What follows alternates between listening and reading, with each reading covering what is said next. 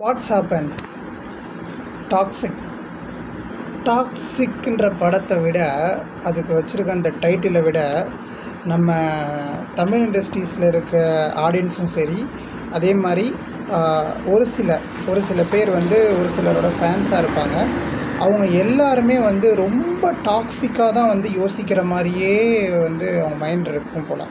ஏன்னா டாக்ஸிக்ன்ற ஒரு படம் சுத்தமாக நல்லா இல்லை. எந்த பக்கம் திரும்பினாலும் இன்ஸ்டா அது இதுன்னு எல்லா சைடும் நெகட்டிவ் ரிவ்யூ மட்டும்தான் கொடுத்துட்ருக்காங்க. ஆக்சுவலி நெகட்டிவ் ரிவ்யூ கொடுக்குற யாருக்கும் அந்த படத்தோட அர்த்தம், அந்த படத்தில் வர கருத்து கண்டிப்பாக தெரியலன்னு தான் சொல்லணும்.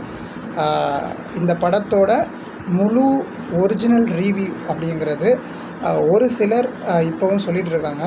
இருந்தாலும் இப்போ நம்ம இந்த படத்தோட ஒரிஜினலான ஒரு ஒரு ஒரு யாஷ் நடிச்சிருக்க டாக்ஸிக் படத்தோட ரிவ்யூ தான் நம்ம இந்த வீடியோவில் ஃபுல்லாக பார்க்க போகிறோம். அதாவது பேசிக்காகவே ஒரு பொண்ணு ரொம்ப டிப்ரெஷனில் இருந்தாலும் அவரோட லைஃப்பில் என்ன இருக்கும் அப்படின்ற அந்த பேக்ரவுண்டில் நடந்திருக்க நிறைய இன்சிடெண்ட் எல்லாம் வச்சு அவங்க ரொம்ப வீக்காக இருப்பாங்க. அப்படிப்பட்ட ஒரு கேரக்டரில் வரவங்க தான் இந்த கியாரா அப்படின்ற அந்த ஹீரோயின்.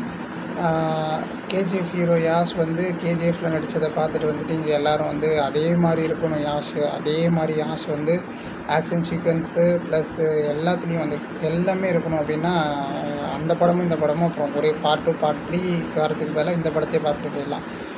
ஆனால் உண்மையான ரீசன் என்னென்னா, ஒரு அன்பு, ஒரு பையனுக்கும் ஒரு அப்பாவுக்கும் உள்ள அன்பை வெளிப்படுத்த முடியாமல் அதுக்காக ஏங்குற அந்த பையனும் சரி, அதை வெளிப்படுத்தாமல் விட்டுட்டு அந்த அப்பாவும் சரி எப்படி ஒரு மனநிலையில் இருப்பாங்க அப்படிங்கிறத கருத்தாக சொல்லியிருக்காங்க.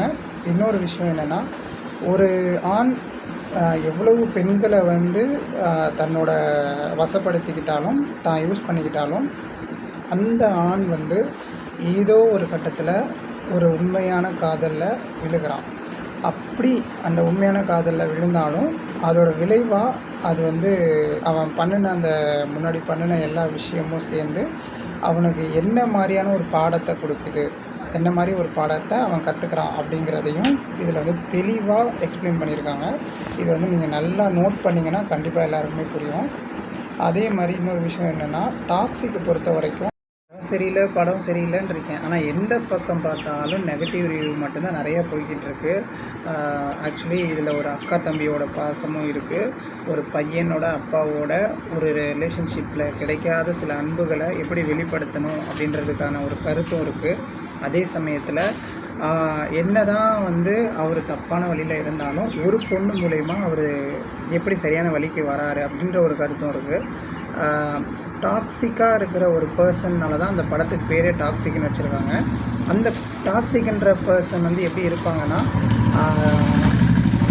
லைக் எதையும் ஒருத்தவங்க நமக்கு சொல்லி புரிய வைக்கிற விஷயமா இருக்கட்டும், இல்லை ஏதாவது ஒரு விஷயம் நமக்கு சொல்லணும்னு நினைக்கிற விஷயமா இருக்கட்டும், அதை நமக்கு என்ன சொன்னாலும் அது நமக்கு புரியாது. ஆனால் நமக்காக அது ஒரு நாள் புரியும் போது அதோட பாடம் நம்ம அந்த ஸ்டேஜுக்கு வரும்போது அதில் பாஸ்டில் இருந்த அந்த லெசன் எப்படி இருக்கும் அப்படிங்கிறது தெரிஞ்சுக்கிறதுக்காக தான் ஒன்லைன் ஸ்டோரியாக சொல்லாமல் கிட்டத்தட்ட ஒரு 4-5 கதாபாத்திரத்தை உள்ளே வச்சு அதுக்கு தகுந்த மாதிரியான ஒரு சுவாரஸ்யமான ஒரு கதையை எழுதியிருக்காங்க அப்படின்னு தான் சொல்லணும்.